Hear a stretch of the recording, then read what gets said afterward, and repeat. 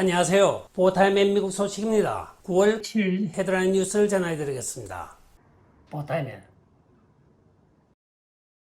오늘의 첫 번째 소식을 전해드리겠습니다. 조 바이든이나 백악관이 입만 열면 거짓말하는 것은 우리가 익히 알고 있으나 오늘 도널드 트럼프 대통령 사건에 대하여 조 바이든이 언론과 매스컴에 거짓말을 하였고 이에 백악관까지 거짓말한 것이 또 나타나고 있습니다. 이들이 한 거짓말은 바로 에일린 캐넌 판사의 판결문에 나와 있습니다. 그 판결문에 의하면 조 바이든 현직 미국 대통령이 FBI에게 도널드 트럼프 대통령 말하라고 있는 서류에 접근을 하라고 명령했다고 명백히 밝히고 있는 판결문이 나왔기 때문입니다. 그간의 조 바이든은 자기는 메릭 갈랜드가 도널드 트럼프 대통령의 영장을 발급하는 사실도 몰랐고 급습한 사실도 매스컴을 통해서 알았다고 거짓말을 줄곧 해왔습니다. 한편 백악관 대변인인 장 피에르조차도 여러 기자들의 질문에 대하여 우리는 언론 보도가 나간 다음에 백악관에서는 알게 되었습니다 하고 자기 쉴드치기에 급급하였습니다. 대부분의 미국의 좌편향 또는 보편적인 사람들은 매스컴을 믿고 그대로 따라 백악관은 전혀 무관하다고 하였지만은 오늘 미국 역사상 기록으로 남는 연방지방판사인 에일린 캐넌의 판결문에 분명히 미국 대통령의 명령에 의하여 말하라고 수색영장을 발급하였고 그것에 대하여 집행을 하였다고 명기가 되어 있습니다. 일국의 대통령이 이렇게 많은 거짓말을 하는 것은 미국 역사상 처음인 것 같습니다. 참 황당한 사건이기도 하죠. 한편 딥스테이트의 새로운 공작이 또한 발표가 되고 있습니다. 그들의 새로운 공작은 바로 도널드 트럼프 대통령 문서 가운데 전 세계에 핵 보유를 하고 있거나 핵 보유 개발을 하고 있는 모든 나라에 대한 핵 비밀 정보가 포함이 되어 있다고 발표를 하면서 익명의 제보자에 의한 발표라고 이야기를 하고 있습니다. 핵 보유 관련에 대한 모든 급비 서류는 도널드 트럼프 대통령과 이너서클의 몇 명 외에는 모르게 돼 있는 사건인데 어떻게 언론에서 이것이 나왔는지 모르겠습니다. 많은 사람들은 이것이 바로 딥스테이트가 지금 지하에서 공작을 하고 있다고 보고 있습니다. 이 사건을 들여다볼 때 딥스테이트가 그때그때마다 나와서 새로운 나레이티브와 새로운 증거를 제시하면서 저항을 하고 있는 것이 보이고 있습니다. 앞으로 이 사건이 어디까지 진행이 되고 어떻게 될지는 아무도 모릅니다. 계속적으로 업데이트 해드리겠습니다.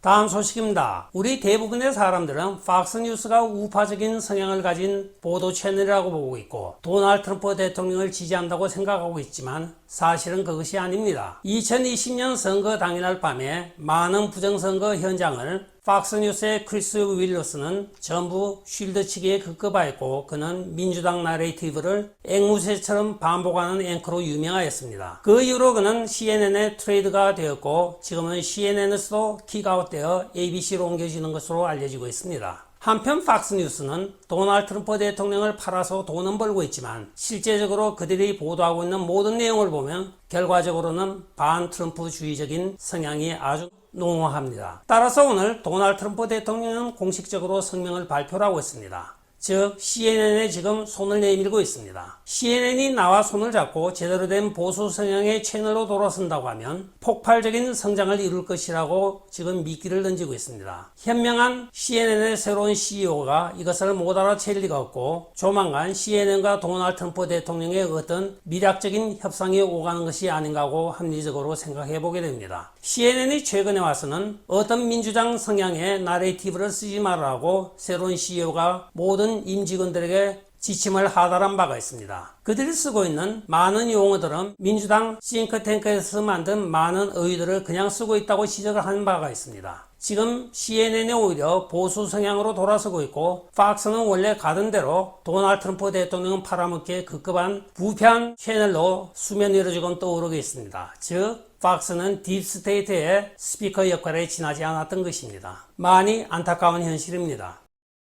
다음 소식입니다. 미국 장의사 협회에는 바로 방부처리 협회라고 하는 산하기관이 있습니다. 전국의 시체를 방부처리하는 전문가들이 모여서 매년 업데이트를 하고 납니다. 2020년 하반기부터 그들의 새로운 발표에 따르면 옛날에는 혈액응고 현상이 사망자의 5 내지 10%에 불과하였으나 2020년 하반기부터는 50 내지 70%가 나타나고 있다고 합니다. 또한 그 전에 나타났던 혈액응고 현상은 일반적인 우리가 점성이 포함된 혈액응고 현상이었으나 최근에 나타나고 있는 것은 이건 거의 메탈 수준, 즉 금속 수준의 혈액응고가 나타나고 있다고 합니다. 이것은 자연적으로 인간 신체에서 발생할 수 있는 혈액 응고 현상이 아니며 분명히 어떤 유전자 조작이나 인위적인 케미칼에 의하여만 가능하다고 이야기를 하고 있습니다. 심지어는 심한 경우에는 막대기같이 그 물리적인 힘이 아니고는 그 결정체를 부실 수 없다고까지 이야기를 하고 있습니다. 이것은 코로나 바이러스로 인한 사망자뿐만이 아니고 모든 사망자 전반에 나타나고 있는 현상이라고 합니다. 그럼 모든 사망자들이 공통분모로 가지고 있는 것은 바로 백신 하나밖에 없는 것입니다.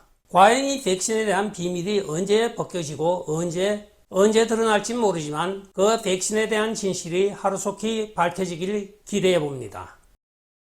다음 소식입니다. 아마존 회사의 모토가 2025년이 되면 자기들은 완전한 탄소 제로 베이스 회사가 될 것이라고 발표를 하였습니다. 그러나 오늘 새로운 폭로가 나오고 있는 기사가 있는데 그것은 바로 아마존이 설치하였던 각 지역의 대표 건물들이 전부 태양광을 셧다운한 것으로 밝혀지고 있습니다. 이들은 태양광을 설치할 때 태양광의 이점을 많이 홍보하고 선전하였습니다. 즉 공해가 없고 안전하고 깨끗한 청정에너지를 가지고 우리 아마존은 시스템을 운영합니다. 이렇게 자랑하였지만은 실제적으로 최근에 한 6개월 동안에 아마존엔 대형 사고가 6건 이상이 발생을 하였습니다. 화재가 발생할 때마다 태양광 패널이 원인이 되었다는 것이 밝혀지자 아마존에서는 매스컴엔 쉬쉬하면서 자기들 자체적으로 모든 태양광 발전 시스템을 셧다운했다고 오늘 전하고 있습니다. 그리고 대변인이 일반 기자들이 들이닥치자 그에 대한 답변이 오늘 가관입니다. 시스템의 안전을 보강하기 위하여 시스템을 건설, 운영, 유지하는 데 필요한 감독을 할 수 있는 새로운 시스템을 구축할 것입니다 하고 발표를 하고 있습니다. 언제는 그 시스템이 없어서 불이 난 것은 아니라고 보고 있습니다. 태양광이 그만큼 열을 많이 흡수하다 보니까 열에 의한 화재 발생이 된 것인데 이들은 지금 그것을 쉴드치기에 급급합니다. 불이 더 나봐야 이제 정신을 차릴 것 같습니다.